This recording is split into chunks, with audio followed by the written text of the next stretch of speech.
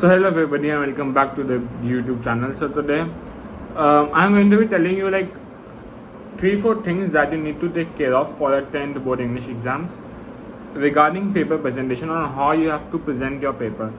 So starting off, first thing that you've got to take care of is the which section are you going to attend first, whether it be maths, English, Hindi, whatever. Decide which one you're going to do and do it.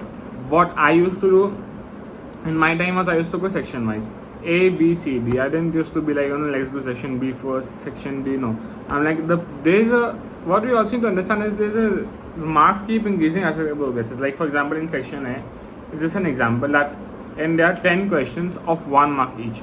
In section B, there are 2 questions, like there are 5 questions of 2 marks each, like 6 out of which 5 you have to do, something like that.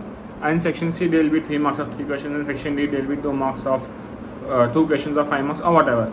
The point is that the weightage keeps increasing. And when you start the paper, you are giving a board paper for the first time, especially in class 10. So what is it that you need a bit of 15-20 minutes to get accustomed to it. So like when you start with the MCQs, because your brain will be working since the first month, of course, but it will improve with time, but your hand speed will not be there. So if you, for example, and your ideas will also not come quickly creative wise. In MCQs it is simple, you know or you don't. You, of course, if you don't, you have to think, but you can think later also. There's just 1 or 2 questions that you won't or more. But the thing is, in MCQs, you start marking questions and you're like, okay, I have done already in 5 marks, 6 marks. It gives you confidence, and then with that confidence, you go to section B. You attempt those questions that you know first, and then you're like, okay, I'm progressing well. And then in section C and section D, you can especially pick up a lot of speed. And in majority of it in section D, especially when you talk about language papers like Hindi and English, it's writing skills. In writing skills, you have to write on the spot, think on the spot, write on the spot. So like you whatever comes to your mind, you just keep writing fast. You don't have to, you don't have to remember anything. You write in a continuous flow. Your hand and mind are in complete sync, coordination. So I think, so the point of saying this was that even if there's less time for section D in the writing skills, you guys can, it's easier to do that in less time as compared to the answers. Because if answers you have to compromise writing, if you miss 1 or 2 points, you'll definitely lose marks. But in writing skills, it depends on what you write, how you've written, how good the story, the article, the paragraph, whatever you have to write, it is. So that was that for the section wise. I would advise you to go section wise A, B, C, D. But if you're going on something else, you've been practicing something else, so please stick with that, don't change that. Second point is that always write the formulas, whether in science and math especially. For example, like you have to write, for example, you are writing the Miller form. You have to write like 1 by V plus 1 by U is equal to 1 by F. So right from Miller's formula, we know that. Write that. This in science paper, and they can be lengthy, but if you know the question, you don't want to lose even a half mark there. And if you write fast enough, you will be able to finish it in time. They are lengthy papers, but no paper is so lengthy that you can't finish it. If you write fast enough, you will be able to finish it. So that is there.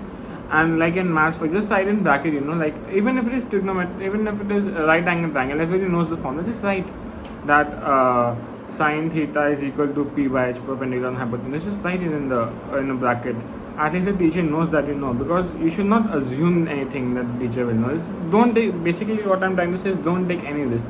Write as much as you can, write in as much detail as you can. And the last point is whether to write in paragraph form or in bullet points. In history, basically in social studies and in science, I would say write in bullet points. And in English and Hindi, in basically language papers, write in paragraph. That is the way it should be done. And if you don't do that way, you will probably end up losing marks. So like, I'm not even saying that try to do this. Just do this. And you will be safe. I'm not giving 100% guarantee. I cannot give on anything, but this has always worked out well. So that is my advice for you. And the last part is in writing. My handwriting was never good, but one thing I used to do was I used to, instead of writing 8-9 words in one page, write 6 or 7. And after, for example, you have to write in points. For example, the first point you wrote in 1.5 line. The second point, don't start from the next line. Leave a line and start. Okay. And paper can get recycled, so there's nothing to worry about from the environment point of view, because you have to worry about the environment, but not in this case. I'm sorry. So yeah. Yeah, so after every point, leave a line in not in English, not language shapers, they are paragraph, but in whenever you write bullet points, leave a line. And in maths also, like, don't try to fit all the equations in one line. If even if it is just a 4 or 5 number equation, just like only 4 or 5 words, go to the next line for the next equation. Don't try to jam it in every place. It looks quite clumsy and it doesn't look good also. So that is all the advice I would have for the English for the board presentation of on how you should write the papers. If you like the video, please don't forget to like, share and subscribe. Thank you everybody.